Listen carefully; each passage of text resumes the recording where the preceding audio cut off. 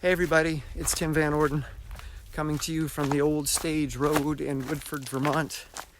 And today I want to talk about how avoidance of running can actually help you to run. And I know that sounds a little strange, but bear with me.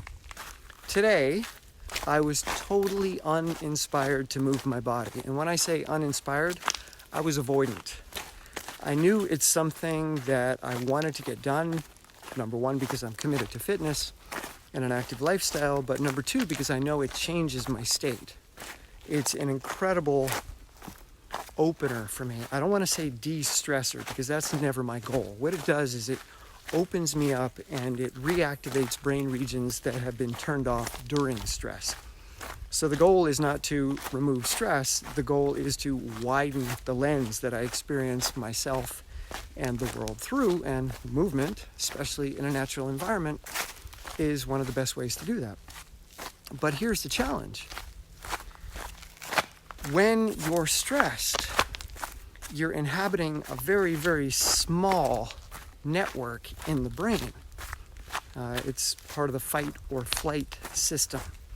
And there are a lot of different regions that work together within that, but you've got a very limited scope. And it's nearly impossible to think outside of that limited view. So if I try to plan a run, knowing that the result is going to be this enhanced mental state and this more positive experience, that I'll be more productive, if I try to plan that, knowing that the result is good, I will fail because the planning parts of my brain are largely turned off. So if I try to think of where to go run, I'm not going to know. They're all going to kind of blur together, and I'm not going to have any valence for one being better than another. They're just going to be this amorphous blob that I really can't relate to right now because it's not present in the world. And when you're stressed, you're very much present to how your body feels and any threats that might be perceived. So it's difficult to abstract things that are unrelated to that. And when I work with people who are struggling, I'll often ask them, what's available? Where could you go? What could you do? And the answer that I get probably 90% of the time is, I don't know. There's nowhere to go. There's nothing to do. What are you capable of doing right now? Nothing. I can't do anything. And I get this because I'm the same way. So today, when I thought about running, like this would be a good thing to do, where should I go? I don't know. So what I've learned to do on days like this is to avoid the planning phase, to avoid thinking about where to go, how long to go, what to wear, what equipment to bring, what I've eaten, etc., to just let that go and put myself into motion.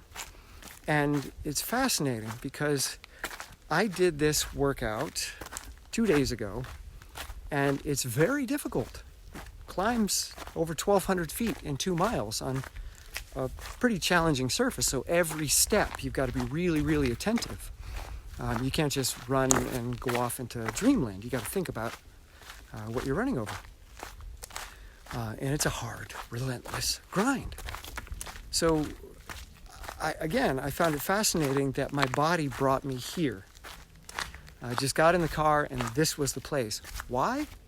Because it was the most accessible to the non-planning parts of my brain because it was the most recent. It was incredibly familiar. So that familiarity made it very, very easy for my body to simply push me in this direction. I was essentially on autopilot. And the result, just found a knife tool. The result is that I ended up doing a workout far more challenging than I would have believed possible, considering the fact that I didn't really want to move at all. So had I planned, I would have tried to come up with something that was super easy, flat and gentle, the smoothest trail possible, to give myself a very easy introduction into movement. But instead, I chose to trust my body. My body brought me here, and I started running, and it's challenging, but pretty soon I got used to it, and I've been having really, really amazing thoughts, which I'm considering whether or not I should make a video about. Anyway, lots of good thoughts. So,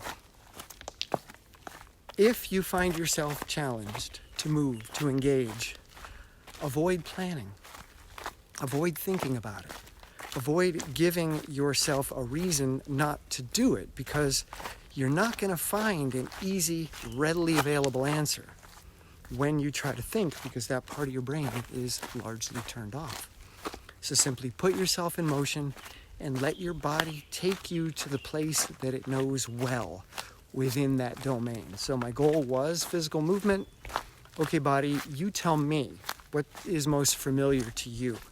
What feels like the least novel environment, because the newer something is, the more stressful it is. So this is one of the ways that your body handles stress, is it goes into things that it knows. Coping mechanisms are things that your body knows are safe. I know this road really well. I've run up here hundreds of times, and again, it's the most recent, so my body just said, yeah, this is safe, without thinking about how difficult it would be. So I hope there was some value in there for you. Please let me know in the comments below if you've ever dealt with anything like this, what you've tried, and if you do try this technique, let me know how it goes, okay? If you like this video, give it a thumbs up, and please share it. It really helps me out if you share these videos and more people watch them.